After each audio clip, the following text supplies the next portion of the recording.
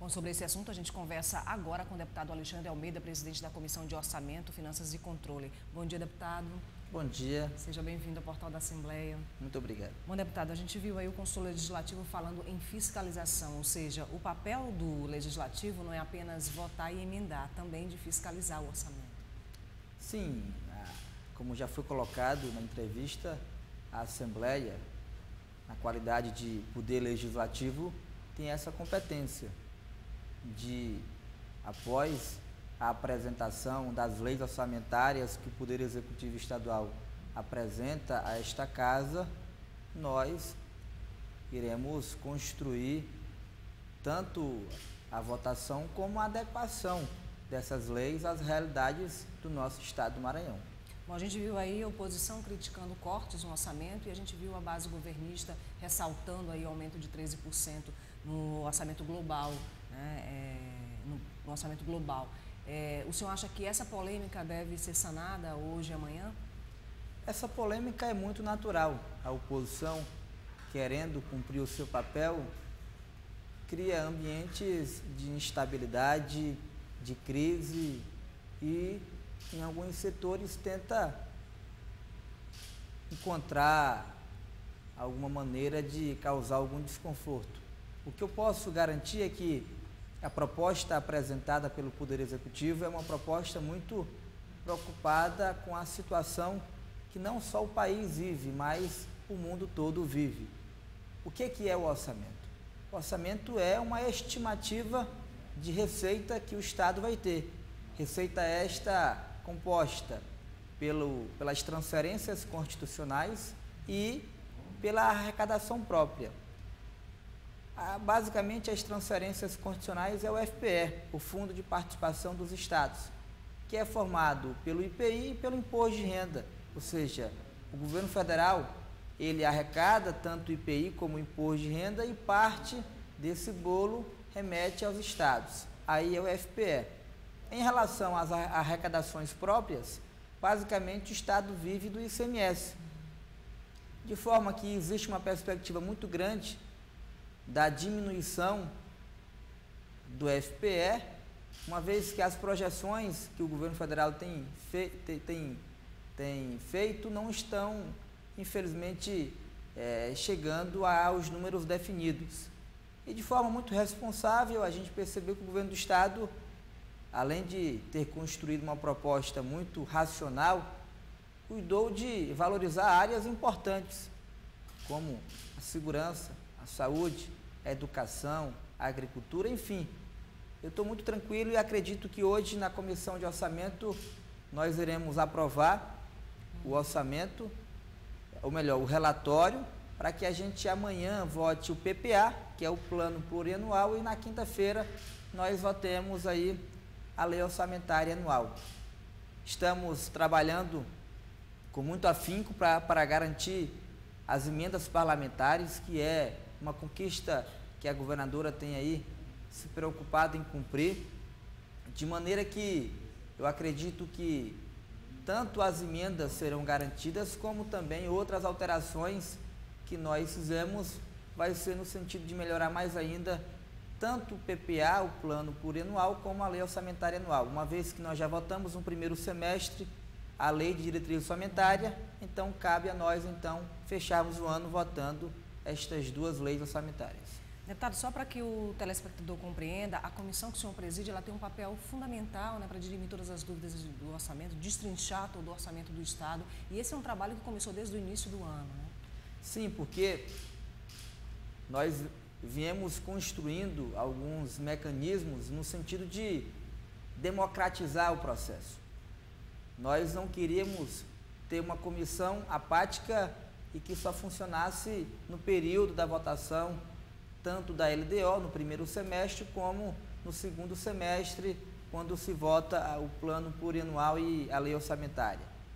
Permitimos aos deputados participar, aqui convocamos o Poder Executivo para, em audiência pública, demonstrar o cumprimento das metas fiscais, uma vez que é uma exigência da Lei de Responsabilidade Fiscal, e acredito que cumprimos o nosso papel e quero encerrar o dia 22, a próxima quinta-feira, votando o orçamento de forma muito tranquilo e, mais do que isso, tendo o apoio dos 41 deputados, uma vez que estão demonstrando que nós estamos conduzindo muito bem a construção desse relatório nesse ambiente democrático. Agora, deputado, todo esse processo foi feito a partir de audiências públicas também, que antecede aí a elaboração do orçamento, né? Esse orçamento é elaborado com necessidades que são apontadas durante essas audiências públicas que aconteceram aí pelo interior do estado em diversas regiões. Eu reconheço que o governo do estado acertou quando primeiro foi conhecendo as realidades locais, construindo o orçamento. Não adianta você construir um orçamento que é o que vai definir as políticas públicas do governo, sem ter essas políticas públicas uma sintonia com as demandas populares, as demandas das cidades, as demandas da sua população. E o governo teve essa preocupação de, primeiro, ir até os municípios e construir junto com a população as prioridades. A partir daí, definir um relatório para, após isso, construir a proposta tanto da LDO como do plano plurianual e também da lei orçamentária anual. Aqui, eu confesso que nós vivemos um momento muito oportuno, uma vez que, a partir do momento em que o deputado estadual tinha a oportunidade de fazer uma emenda ao orçamento, a garantia de que a população, mais uma vez, está tendo a oportunidade de colocar a sua prioridade, uma vez que o deputado tem essa relação direta com a população. A emenda parlamentar também é isso, é a participação direta da população na construção das prioridades do orçamento. Então, eu entendo que acertou o governo do estado quando teve essa preocupação e a comissão também acertou quando permitiu aos deputados que pudessem apresentar as suas emendas, uma vez que elas são muito legítimas e, mais do que isso, são os desejos da população. Bom, deputado, hoje deve ser votado um projeto de lei que está em regime de urgência, 279, que trata da diferenciação às micro e pequenas empresas com base em uma lei federal e que deve ter aí o parecer da Comissão de Orçamento, né? Certamente, essa política que a gente permite a micro, pequena empresa, que tem um valor muito grande, uma vez que ela tem uma parcela, uma significância, sobretudo na geração de emprego e renda, porque gera emprego direto para a população e a gente precisa criar mais condições para estimular esse tipo de empresa. É a empresa que gera emprego e renda.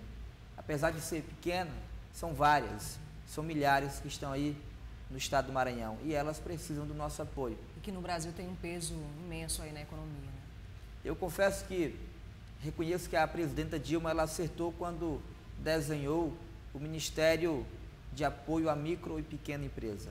De fato, quando a presidenta da República define como prioridade estratégias voltadas para esse segmento e, mais do que isso, estimula os estados a também construir caminhos que facilitem também essas empresas, nós estamos construindo uma situação de democratizar as empresas, estimular a criação de empresas. Quantas pessoas têm um potencial para ser um empreendedor, mas que precisa de um estímulo, que precisa de um incentivo, seja do governo do estado, seja do governo federal. Então, essa política de estar concedendo esses incentivos é uma forma justa de você estimular aqueles empreendedores que têm uma ideia e que essa ideia facilmente pode aí gerar renda, facilmente pode gerar riqueza para o nosso país.